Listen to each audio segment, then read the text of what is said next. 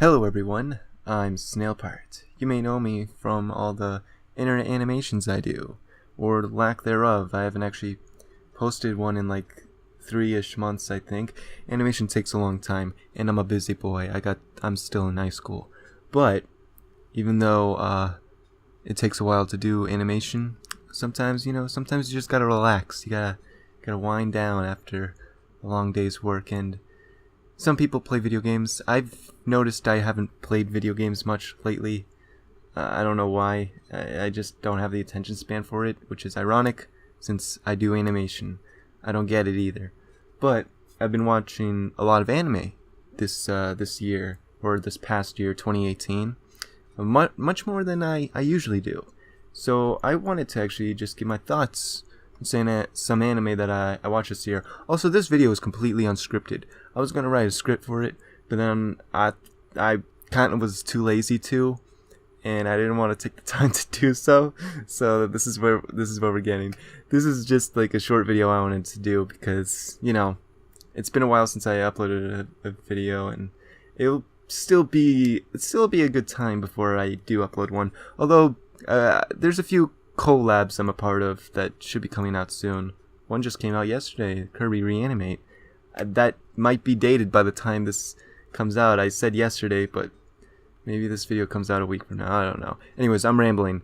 You came here for anime, and this year I watched, a fairly decent amount. Beginning of the year came out with Man Crybaby. So I've known about Devilman for a little bit, just because it's one of those old anime.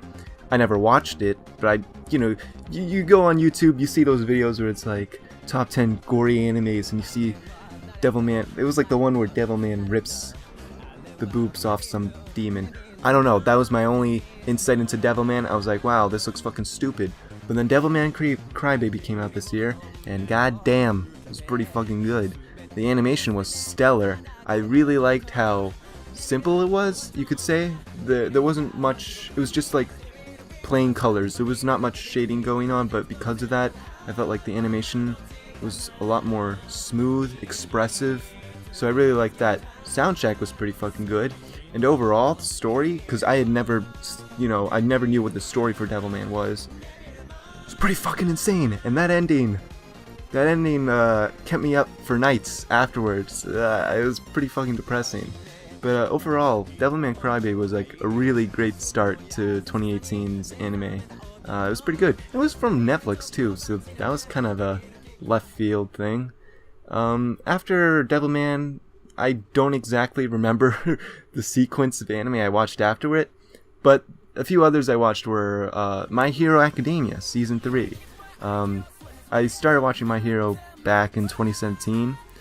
Like a year after the anime came out. I was a bit late, but My Hero Season 3, definitely the best season yet. I think the later half of Season 3 kind of got boring, because the first half was where all the action was. The fucking camp arc, and then the battle between All Might and All for One was one of the best things I had ever watched. I didn't tear up, but I felt a little lump in my throat at the end of that episode, because that was emotional. It was really well animated. I'm talking mostly about this one fight, but for the majority of this season, it was really well made. I really enjoyed the arcs that were in it, especially the camp and, of course, the battle. But yeah, My Hero Season 3 was pretty good. Another anime that I watched that was back in like April-ish, I think, was Golden Kamuy. Golden Kamuy, something like that. It sounds a little shallow, but the reason I started to get into this anime was literally because the main character looked like Jotaro from JoJo's Bizarre Adventure.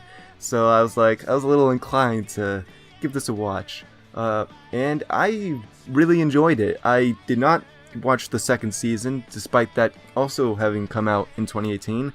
I should probably do that soon. But I did watch all of Season 1, and Season 1 was really good. There were times where it felt kind of slow, and I felt like characters were thrown in, and I just had no idea what was going on. But for the most part, I did enjoy like Sugimoto and Eserupa-san, and the treasure, like the whole like treasure hunt thing. I do like that. Like that's the whole motive for the story. But overall, I wouldn't. It was not my favorite this year, but it was a good watch. I recommend if you really are into that kind of stuff. Pop Team Epic. That was yeah. I with Pop Team Epic, I knew about the manga. I still don't even know. I've known. Fuck me. I don't know if it's manga or manga. Who gives a shit? I can say whatever the fuck I want, right? Anyways, Pop Team Epic. I knew about it for a little while, just because you could easily just post a whole comic of it onto like Twitter or something and read it there. But I never actually read any of the manga. So when the anime came out, I was like, all right, I'll give it a shot. And there were some hit or miss jokes in there. I'll say, because I feel like some were like inside jokes for literally just the creator himself, and I wasn't really sure what was going on. But for the majority of it, I really enjoyed it. The jokes were really good. One of my favorite skits was the one where I think her name was Popco. She has the xylophone and she's just sliding down a giant mountain with the xylophone, and I found that pretty fucking good. Also, the opening was stellar. That was one of my favorite openings of 2018. So yeah, Pop Team Epic was pretty good. Something that I had never watched, mostly due to the fact that when it came out, I was like 1, or not even, maybe 2, was Fooly Cooly. I watched the original Fooly Cooly this year on Toonami, which was fun and awesome. That's one of my favorite shows ever now. But Fooly Cooly came out like in the early 2000s. We're talking about 2018 here, so why the fuck am I talking about Fooly Cooly? That was a tongue twister right there. Well, Fooly Cooly is also kind of a tongue twister. But the reason being is that they came out with a sequel, and then another sequel with Fooly Cooly Progressive and Fooly Cooly Alternative. In that order, actually.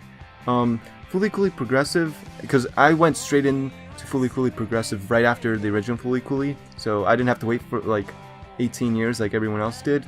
But Fooly Cooly Progressive, for the most part, I really enjoyed the atmosphere. I liked the characters, although Hidomi was like, I didn't like her as much.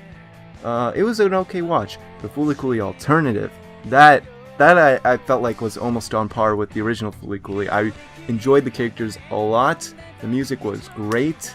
I loved the ending. The ending theme, I mean, not the ending. The ending was a little odd, but then again, Fooly Cooly is known for being a little bizarre. But the ending theme for Fooly Cooly Alternative is definitely one of my favorites this year. So Fooly Cooly Alternative, I definitely recommend over Fooly Cooly Progressive. My 13-year-old heart jumped a little when I saw that Attack on Titan Season 3 came out this year. Season 2 came out the previous year, and that was like a 4-year wait, which was a little insane, and I kinda... what's the word? I didn't feel like I was so into Attack on Titan anymore, but Season 3, that picked some shit up. The whole, like... Kenny was definitely one of my favorite villains this year, and no spoilers, but yeah, I can't say anything. You're just gonna have to watch Attack on Titan Season 3. But it was really good. The whole arc with the I don't want to spoil stuff, but you know, that huge ass Titan, that whole thing, that was pretty good. I do admit, and I think a lot of people have said it, I didn't like the opening that much. It felt way too slow for an Attack on Titan opening. However, the ending theme song was really good, and I felt like that captured the essence of Attack on Titan. And then the last time they played the ending theme song where it kinda did that stuff, that was pretty neat too. I really enjoyed that. Attack on Titan Season 3 was pretty good. I think I liked it more than Season 2 even. Darling in the Franxx. That was, I kinda got sold on it because I saw that Trigger was working on it, and Trigger did stuff like Kill la Kill, which Kill la Kill is definitely one of my favorite anime ever. It's really good. Check that out. Didn't come out this year though. However, Darling in the Franxx did come out this year, and I got about 7 episodes in, and I gave up.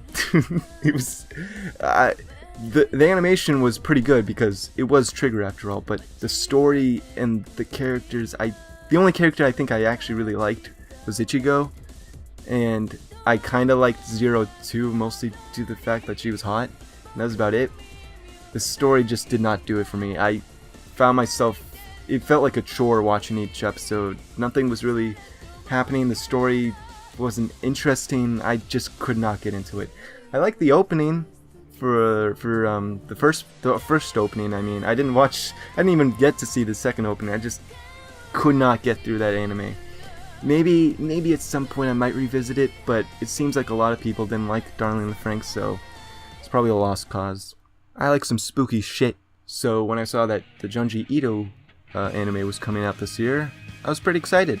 I hadn't actually read any Junji Ito manga before the anime, even though I knew about Junji Ito for a good few years. I don't know where that line of reasoning was in my head.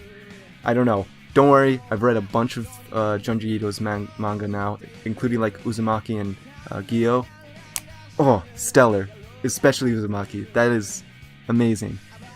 I can't say the same for the Junji Ito anime collection though. Like when I first started watching it, I hadn't read any of the manga, so I didn't know what the source material was. So when I was watching the anime, I was like, this is pretty good. Then people were like, don't watch the anime, read the manga instead. So I picked up the manga. When I say picked up, I mean I searched it up on like online and read it illegally, but don't tell anyone that. And yeah, the manga blew the fucking anime out of the water. It's no competition. And after that, the anime just, it didn't hold the same light. I couldn't watch anymore, so I stopped like halfway through it. For what it wasn't terrible. I think it was just more average, which kind of sucked, but oh well. Hey, at the very least though, it got me into reading more Junji Ito manga, and that stuff is super good. I haven't even read all of it yet. It's so good. So, read Junji Ito manga, especially Uzumaki, if you haven't. Gretschou was a fun show, I have to say. It was very short. Each episode was like 11 minutes, I think. It's been a while since I last watched it. I think I watched it during the summer. But yeah, it was not my cup of tea, I would say. I'm not into those type of anime as much, just kind of like the slice of life stuff, but it was still well done. I really liked the characters a lot, and the character designs were pretty good. I think, God, what's his name? The wolf, or not the wolf, but the Hayeda? I can't remember his name. You know who I'm talking about, though. I'll pop a picture of him right here. That motherfucker, I love that guy. He is great. For some reason, I saw that on the Crunchyroll Anime Awards, at least for the voting. The Gretschou's OP, isn't it? I have no fucking clue why. It's literally just her dancing. But whatever, I don't know. A lot of Crunchyroll's choices for this Anime Awards are kind of odd.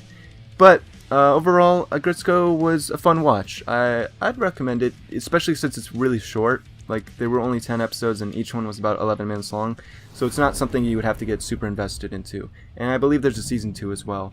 It's not my favorite this year, for sure, but it was fun. I have a pretty bad habit of taking a really long time to watch anime, or even doing stuff in general. I could take like months, years to play one video game. Still haven't finished Danganronpa, and I started that over a year ago. Whoops. But I got into Goblin Slayer because I heard there was a lot of controversy over the first episode. I was like, what's this? What's this? So I go into the first episode and completely understand why the controversy was there. However, I really enjoyed that first episode. I thought it was a really great start to the series, a really great introduction to the Goblin Slayer himself, and it was fucking badass. I started watching some more. I only got to like episode 3, which is I don't even know why I have this on the list, because that's how far I got. I don't think Goblin Slayer is that bad of an anime. I haven't gotten the chance to go back and watch it. I don't know if I will, especially since the hype has kind of died down, but I don't know. If the first episode was anything like the rest of the series, I probably will go back to it. I've heard the manga was pretty good though.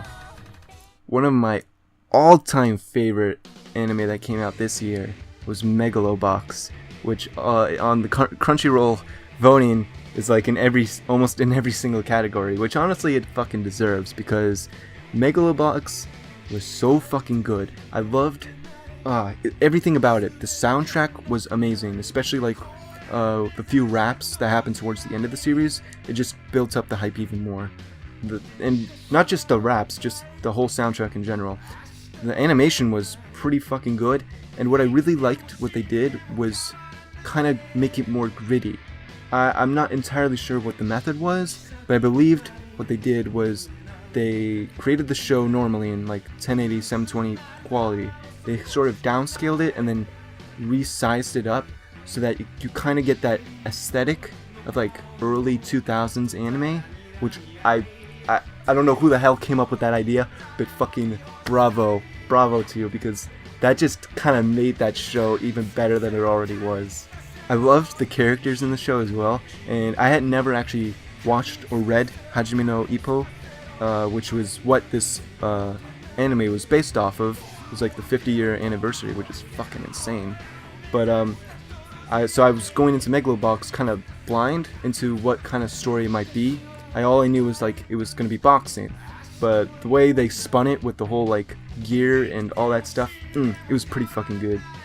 The only complaint that I have with Megalo Box was that ending. That last episode, we were hyped for the whole Yuri versus Joe fight, and that last episode just did not deliver. I have so much wrong with it. The pacing, the weird cuts, the reason we didn't even see half the fight, this time skips. It was shit. I'm sorry, that last episode was honestly pretty crap. I wish we had just seen the entire fight, and that would have been the end of it.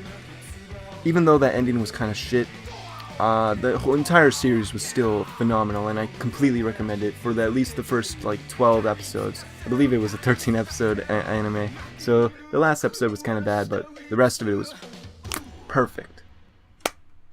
Last but not least, my favorite anime that came out this year, that isn't even done yet, but I'm completely caught up to. You all motherfuckers are probably gonna guess it, but JoJo's Bizarre Adventure Part 5 Vento Arreo. Goddamn, David Productions. This is probably the best manga to anime adaptation I've ever seen, especially for JoJo. Like, if you go back to read like the manga for like Part 3 or Part 4, the way that David Productions does the anime is amazing. But I feel like they absolutely stepped it up for Part 5. I read Part 5 already, so I know everything that's gonna happen. But even so, oh man, just watching it I still get like, I know what's gonna happen in the show. And the way that they animate this show, the audio, the freaking sound effects, everything still makes it so much more enjoyable and more awesome.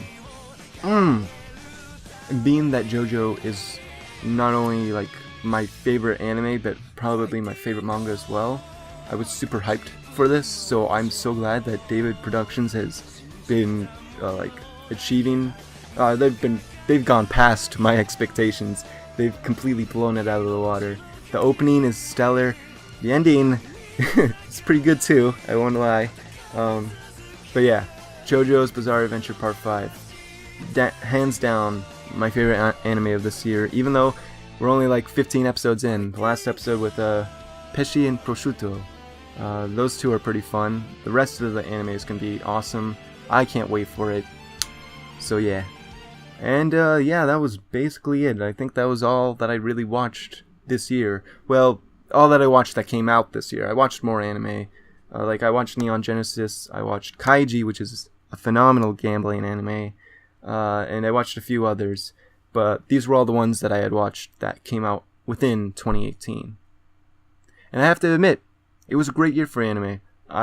There was something for everyone. I got a fair share of stuff that I was super into, and people got their stuff as well. So I was pretty happy. And for the most part, there were only a few things that I watched this year that I thought were kind of crap. Everything else was downright amazing.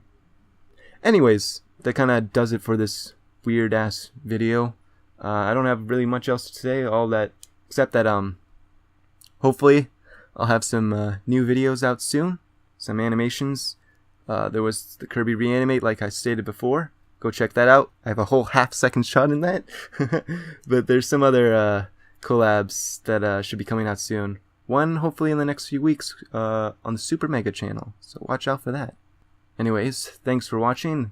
Tell me which one of these was your favorite, or if I didn't watch one that you did in 2018 that you thought was great and I need to watch, comment down below. Anyways, thanks for watching, and I'll see you guys next time.